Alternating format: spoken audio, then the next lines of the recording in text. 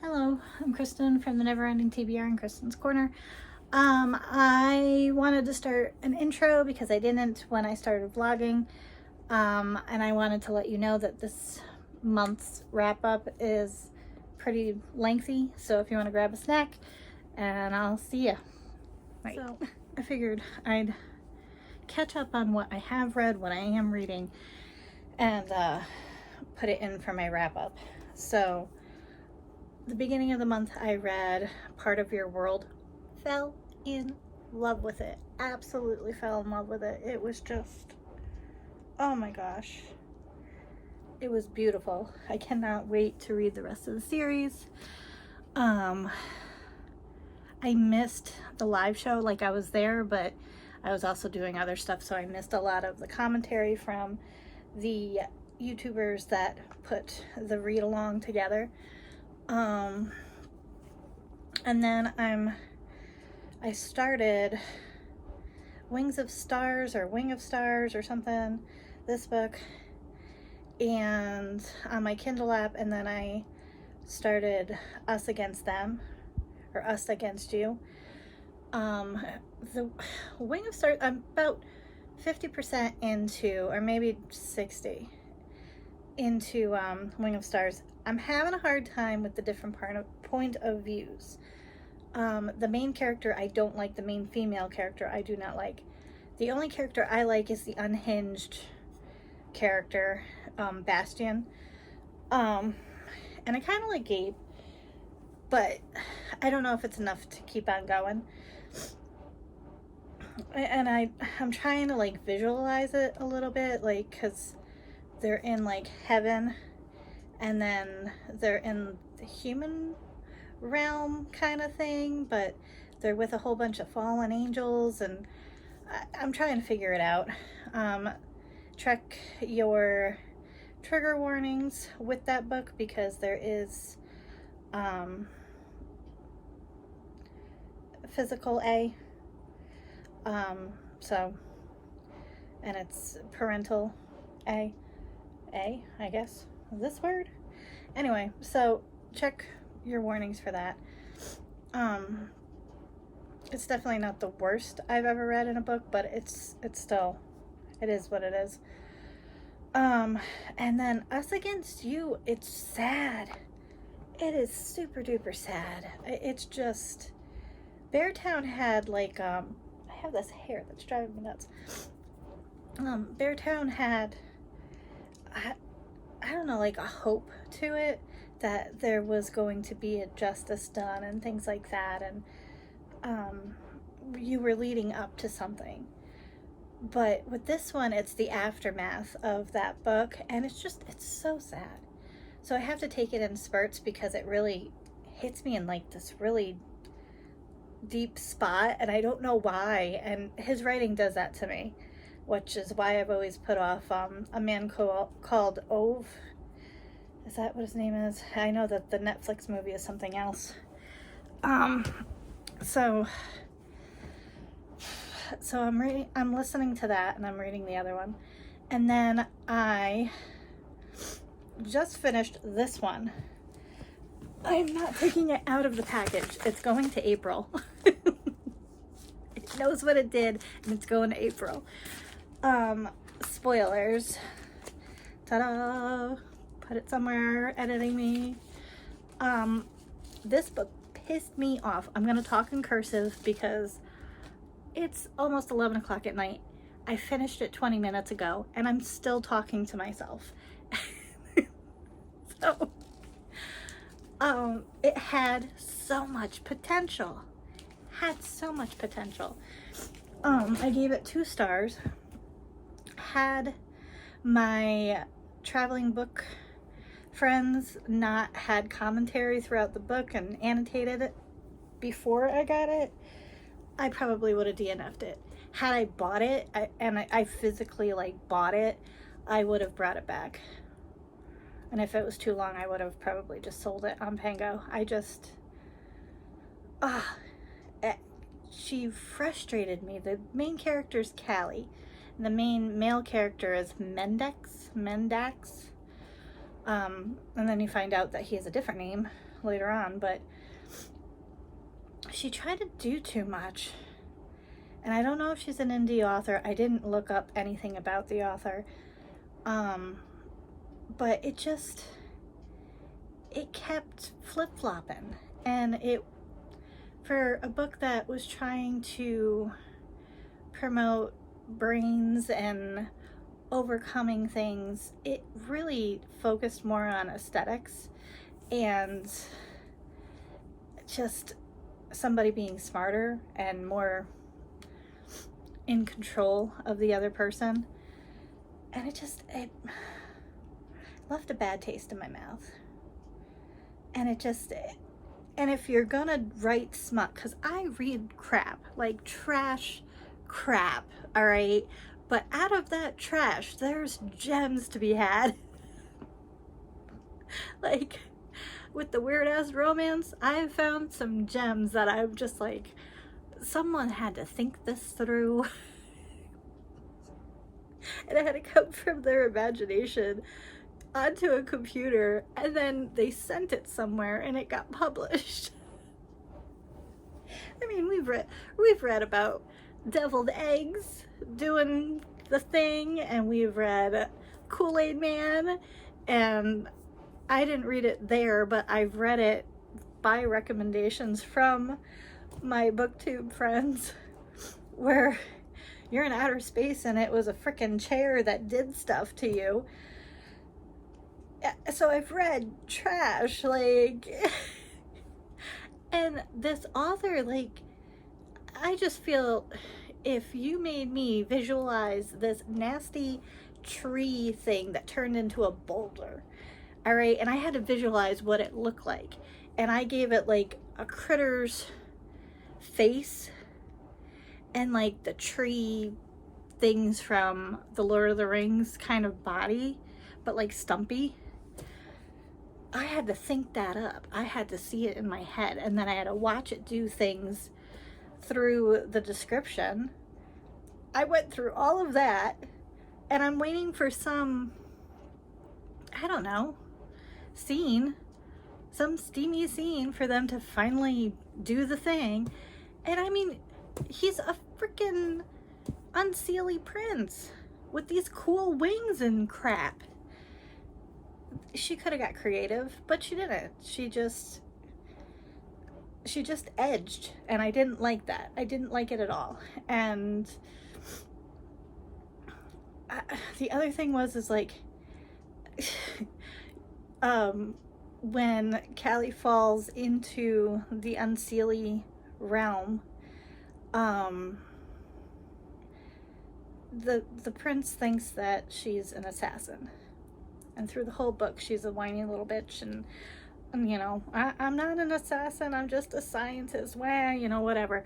And then she ends up in these trials, and she has to prove herself to you know, that she can live. And she's doing all this, and frickin' he starts falling for her, as these kind of books do, and they're making out and pawing at each other, and she's like rubbing his back, which does this thing to him, and she gets to this one spot, and she goes, so if I stuck you with something right here in this part of your back, would that kill you? Like, what? It just, yep. So it's going to April. I finally did it. I've had it for a couple of months. It took me about a week to read it, and hopefully it makes it to her safe with the fires. And now it's Novellathon, and I'm going to start with Coraline, and then I have my other 3 books that I want to work on over the weekend. So, God, I'm glad I got that out of my system, because I wrote in the traveling book thing, but it wasn't enough. Like, I found a gif of like Rocky Balboa making it up the stairs, and then I just, not cool. And I would have bought that book just for the cover alone. I would have, and I would have been excited to bring it home and be, you know, that happy little book nerd person where you're like, oh, I got my little book, and then I would have been mad. So, anywho, I'll be back. Okay, I'm not putting on the ring light. It is 1 a.m. But I wanted to catch up on some of my reading. After talking to Hannah and just not wanting to get back into the book, I DNF'd Wings of Stars or something. I let it go. I didn't care about any of the characters. I wasn't invested. The one character I did like, he showed up maybe every other 5 chapters. So I was like, you know what? Don't care. And Hannah's like, move on if you don't want to, because she DNF'd it. So I let it go. Read Coraline, enjoyed that. And then I have this much left. So this, about 100 pages of The Raven and the Reindeer. It's really, like, she does such a great job with her world building. Like, even though this is only 200 pages, I dreamt last night of being on a quest. And, like, there's fun little, like, not sayings, but scenes. Like, I loved Gerda and her grandmother are talking about her wishing that the guy that she's really into would just see her, and the grandmother says, if wishes were fishes, we'd have herring for dinner. I don't know, it was funny because of how they were talking about food and everything at the same time. And then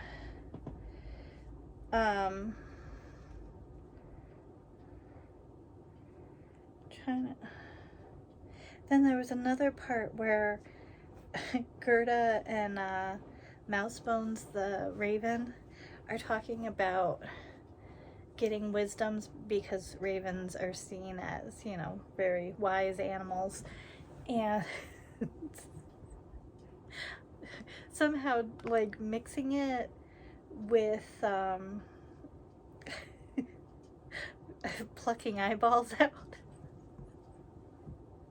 And if that's how they get their wisdom or whatever, it was really funny, the part. But yeah, it gave me wacky dreams, so I took a break from it today because I powered through it for a couple hours right before bed, and I don't know whether it was because of the book and because I had one of those brain power days where I was like on my phone trying to log in for the Romanticon to get into certain events, and then reading the chat, and then reading from my friends what they got into, and then us talking about the chat. And so I don't know whether it was all that. And then we were also talking about doing another con come March of 2026. So all that was like right before bed. So my dreams were just quests. And I must have like rolled on my shoulder or something and got into this position, and I just was hot and in pain, but I was so tired I couldn't wake up. And the only thing that woke me up is my bladder. My bladder finally, you know, got into the chat somehow.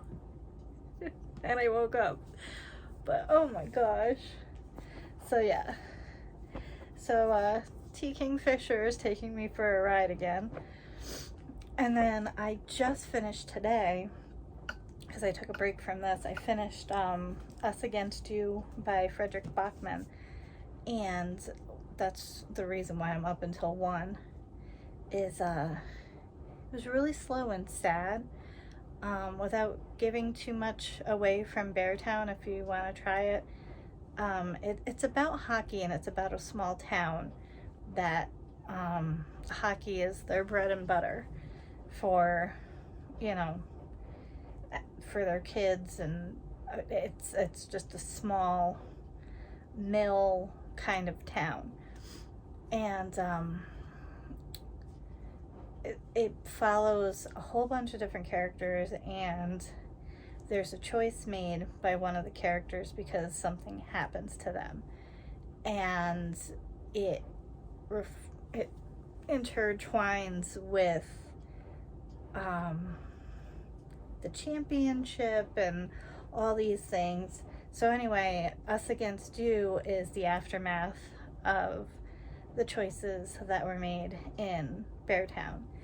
And the beginning is like very somber and very sad because yes, there was something done, and this character, they stood up for this character, and justice kind of was done towards the character that had something happen to them.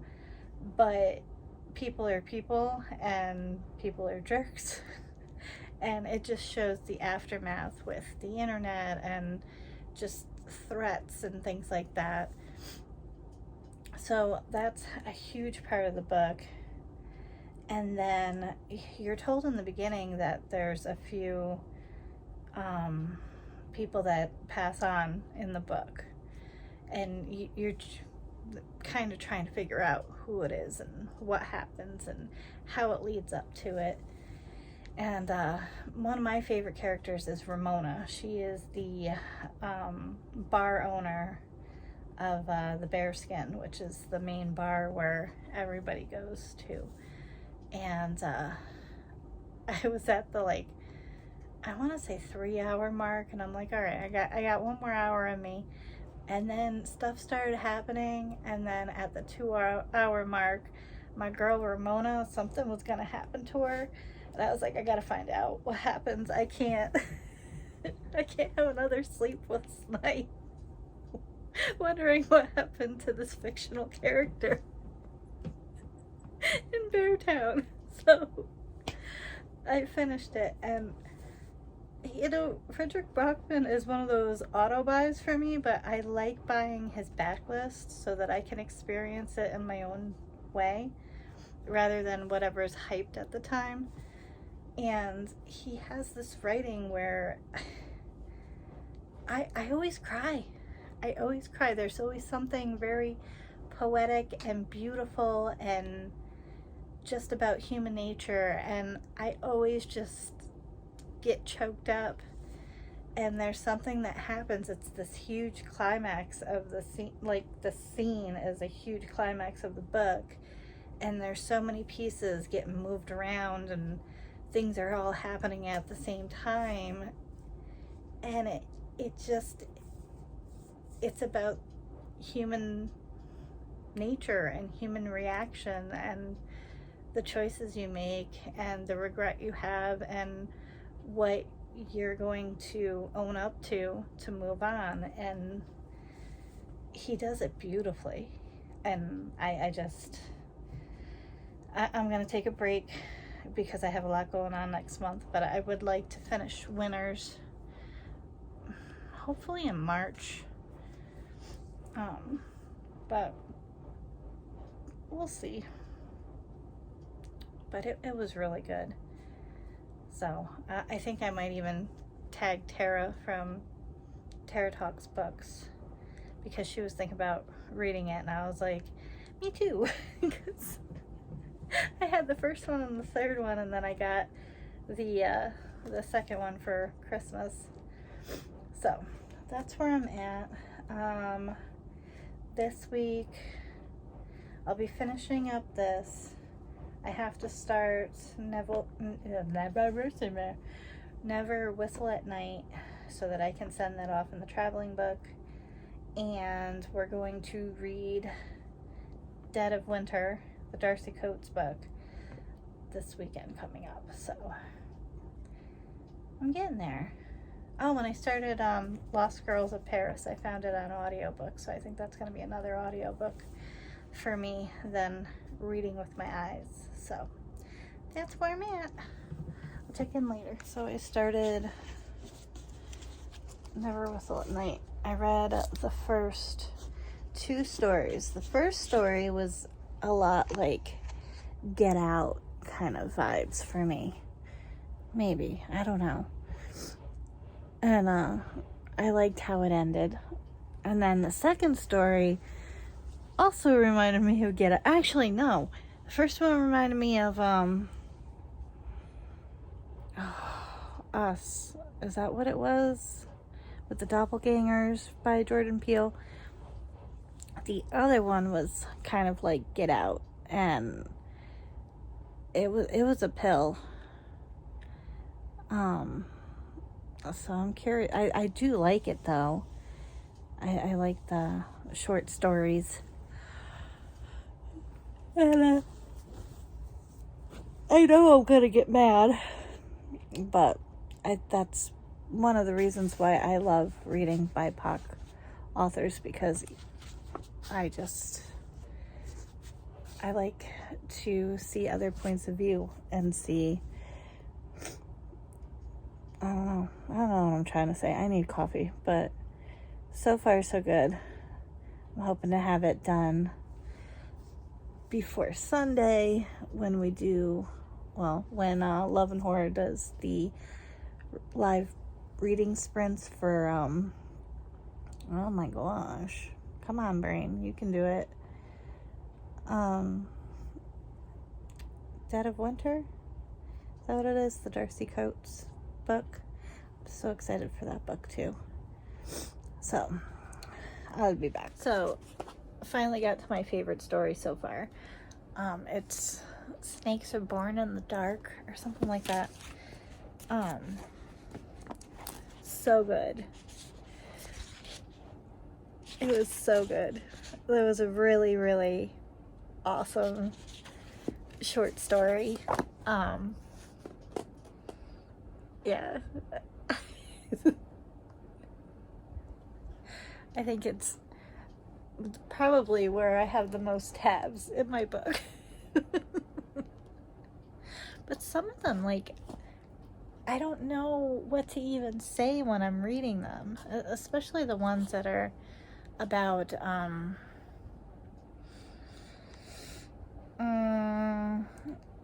any kind of violent act, whether it's, a violent act towards one's body or some personal parts or children.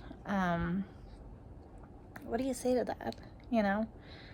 So there's a lot that I haven't annotated because I'm like, I don't know what to say. There's nothing I can say. So, but yeah, the writing in that Snakes Before Dark or something like that.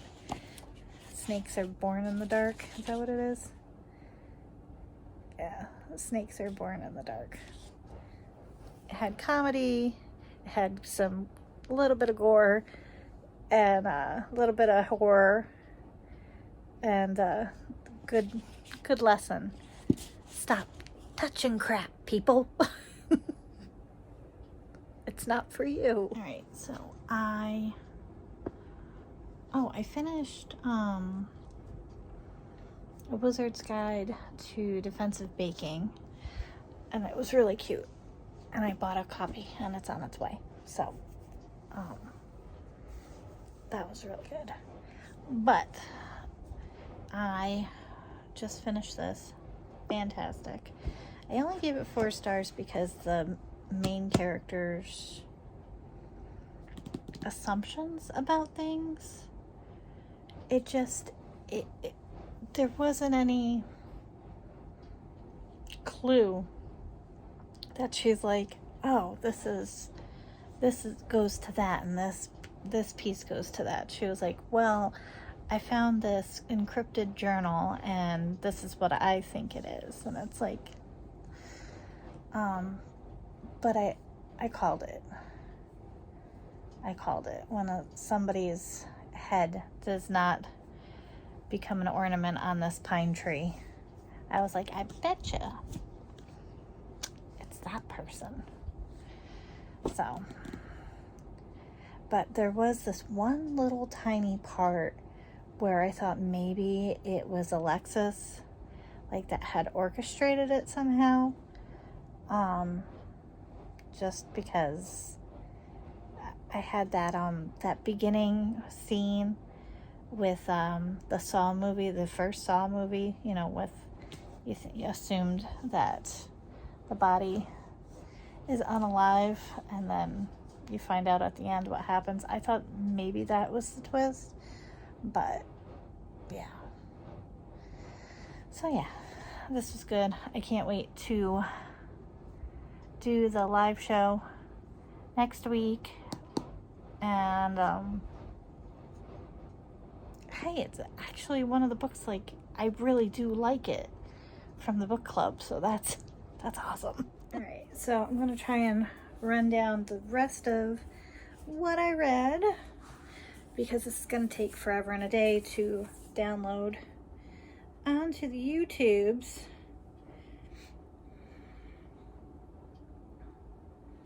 Oh man, maybe it's in my hold on, there it is. Okay, so I ended up reading 12 books. I did buy a copy of this one. This is fantastic. The Little Wizard's familiar is a sourdough starter named Bob, and that's one of my favorite characters. And then she also has these little gingerbread men. So I don't even want to tell too much of it, because if it interests you or the cover looks cool, you should read it. The Lost Girls of Paris was a fantastic book. I am so glad I took the time to read it. It had been sitting on my shelf forever, and it was just beautiful. It's three different storylines and different timelines, and it's about I don't know if you personally know, but a lot of these MI6 type jobs that happened in World War II are coming to light, and I can't think of the name of the guy. Oh my gosh. Anyway, but all these, there was like a vault, and they found all of these files and things about missions that were never accounted for, or nobody really knew that it had happened. Like, it was kind of like a folk tale kind of thing, like, oh, this happened. And this follows the story of women spies that infiltrated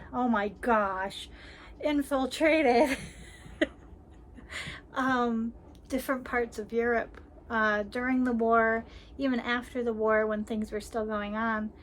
And one of the stories is about a woman and her training and going to France and being part of France, and getting messages back to the UK. And she literally is living in a flat in like a tavern bed and breakfast kind of thing, above where German soldiers were. And she has an amazing story. Hold on one second. God bless me. Anyway, so she's got an awesome story. And then there's another storyline where this woman finds someone's luggage at the train station, and she goes on this mission to try and find the owner. So it was fantastic. I said Darcy Coates was great. I did listen to Incidents Around the House. It's creepy. I kind of knew it was going to happen. I just didn't know how, and I didn't know when. It's kind of the take from it that I liked from it. Oh my god, I can't talk at all today. It's just not happening. Anyway, what I liked about it was the fact that this family knows that there's a haunting and they don't know where to go. And everything that the media and entertainment industry has shown them to do, because they're atheists, they go and they do these things and they get pushed away. And it just, I don't know, I like that part of it. Towards the end, there was an incident that I didn't agree with. I didn't know where they were going with it, and I was kind of freaking out because I'm like, do you have this idiot person that dabbles in the arts that doesn't really know what she's doing, and she's telling you to do this to your child? And I'm like, and I did not like the parents. Like, they just info dumped on this poor kid constantly. I know it's a book, but I know that I know parents that talk to their children thinking, oh, they're sleeping and they're drink and the parents are drinking, and they just info dump, and then the kid would come to daycare and be like, listen, this is what so and so said. So, yeah. It creeped me out, but it creeped me out because it was from the kid's point of view and just how it was done. So anyway, so I read that, and then I read That Time I Got Drunk and Saved a Human. I finished the Mishap, or the Mead Mishap series. Oh my God, it was so good. It was fantastic. If you have not read any of them, just jump in, because you can read them all as standalones, but I loved reading the series. I love the fact that they brought Alexis the Sword back. She's one of my favorite characters, and she's in like the novella, and I love her. Yeah, Dante was enjoyable, and Cherry was fun, you know. So, and then the zombies, we got zombies and unicorns in the same book. Chef's kiss. Like, it was fantastic. And then the last book I read, which I finished today, which is the 31st, is Yours Truly by Abby Jimenez. Another 5-star. I ate it up. I was getting really mad at the female main character. Bree was driving me nuts. I've been her, and I've been her when she was going through certain things fresh out of a divorce, so I understood some of the feelings that she had. But man, it was tough. But Abby Jimenez did a great job with chronic illness representation and mental health.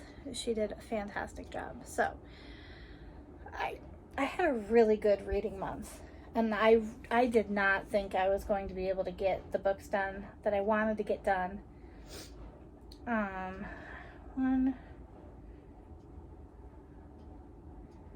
Pretty sure I had 8 or 10 5-star. And then everything else was kind of, I mean, How Do You Feel? I hated that book. That was 2-star. And Never Whistle at Night, I didn't rate at all because I didn't feel right about doing that. Yeah, it was a good month. I'm excited for next month. I have a couple that I'm going to be starting, and I will show you those in my TBR video. I hope you're having a great day and a great weekend, and I will see you in the next one. Bye.